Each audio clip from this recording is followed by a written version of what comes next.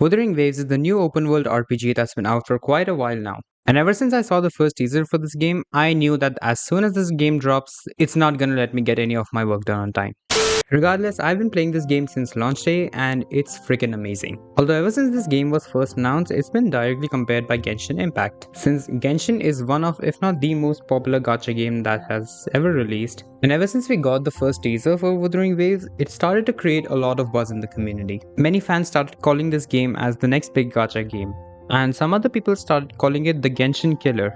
Add to that, a ton of people started commenting on the topic, and many YouTube channels started covering the subject. That's because even though Genshin has been loved by the community for such a long time, it has quite a lot of problems which makes fans really infuriated. One of, if not the biggest issue with this game, or more specifically the creators of this game, Hoyoverse, is that they do a horrible job at listening to the customer feedback. Hang on, actually, now that I think about it, I take that back. That's kind of an understatement because they don't even do a job at listening to the customer feedback at all. Genshin Impact is a game that requires a ton of quality of life improvements that would honestly make this game so much better, but Hoyoverse barely cares about what its players have to say for it. Like, some of these improvements will be really helpful and the community has been requesting from the creators for a long time, such as making better endgame content, a skip button that's not just for hangout events, give us a return of old events which had a ton of important lore, or they just gave us some really cool weapons which were extremely important for some of the characters, but you just cannot get them because you were not playing the game back then. Like, why can't you just make those events permanent like you have done in Honkai Star Rail? Create easier methods of farming and exploration. And no, by this I don't mean introduce fast-paced characters like arrogant Superman or female Sephiroth or the pole dancer or Sonic the Hedgehog. More like Sonic the Ninja in this case. Also improve the return pattern of character reruns so that players can pull for them, especially this one character. Hoyoverse can do so much to make their game better, knowing it'll be greatly loved by the community. But these people instead like to play favorites, because all these developments that players have been asking for Genshin, Hoyoverse just gives it to Honkai Star Rail. But this is a problem between Genshin and Hoyoverse, so where does Wuthering Waves take place? Well, basically, Wuthering Waves is made by a company called Kuro Games. I've actually never played any of their older games and I don't know much about them, but I've heard that they have a much better track record at dealing with things that Hoyoverse especially sucks at. And since I started playing this game, I can confirm that those claims were definitely true. The game did release with a lot of bugs and issues. Like, the majority of people, including myself, couldn't open the game because it kept crashing. Sometimes during cutscenes, the characters wouldn't be properly rendered, some of the sentences would be cut from the dialogue box, and there were many more. But Kuro Games took all these complaints in consideration and worked on them literally as fast as they could. And apart from the game crashing, I'd say the other issues were mildly infuriating but not extremely. But these people went all in on fixing these issues, and for compensation we got a sum total of 60 pulls as well as a free 5-star character from the standard banner. Also, the fact that Wuthering Waves announced that the weapon banner does not have a 50-50 and the weapon that is featured on the banner is going to be 100% guaranteed. Now, coming from Genshin Impact, where it's such a complex system that you can lose on the banner 2 times and only then it is 100% guaranteed for you to get the weapon, that is if you have enough pulls to spare in the first place, or you got money in your bank account, whichever is your pick.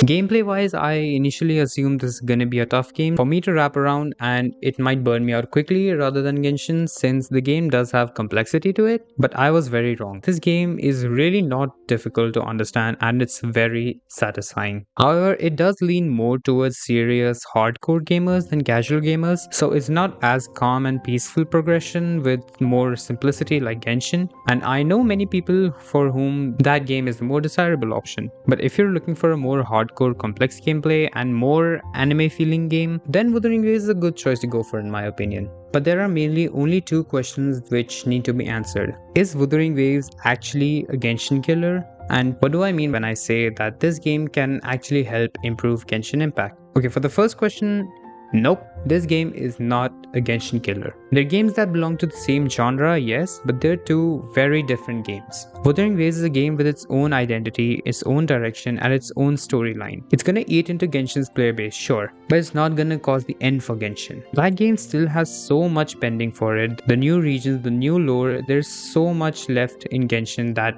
needs to appear. And even though the players have their issues with this game, they are not going to be giving up on Genshin Impact just like that. I would would personally say that Wuthering Waves is not here to replace Genshin but to make its own identity. They're taking the formula to the next level and they're aiming to be at a higher tier. Also, as well as being termed as Genshin Killer, many people also term this game as a Genshin copy. I strongly disagree since it has many things which distinguishes it from Genshin and many people forget that they're games of the same genre.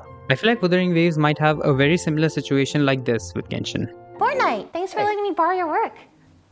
Yeah, as long as it's not too obvious. Zelda, I've got your drive for Breath of the Wild. Cool. Just make sure you change some things here and there. Wait, how many games are you... Oh my god, that's genius. Here's what really making it work for you.